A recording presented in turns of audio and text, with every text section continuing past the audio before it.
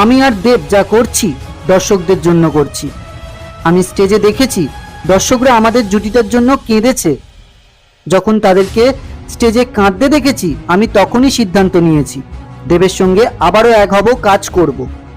আমার মনে হয় দেবও তাই চেয়েছে। কাঁদতেও দেখেছি, আমাদের দুজনকে দেখে মানুষ কাঁদছে।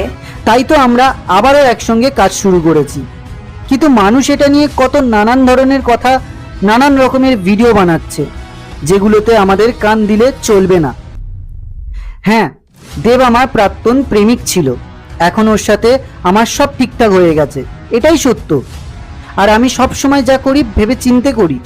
এবারও আমি কোনো ভুল সিদ্ধান্ত নিইনি, এটা আমি নিজে থেকে বলতে পারি। দেবের সাথে সম্পর্ক নিয়ে এভাবে অকপটে মুখ খুললেন শুভশ্রী।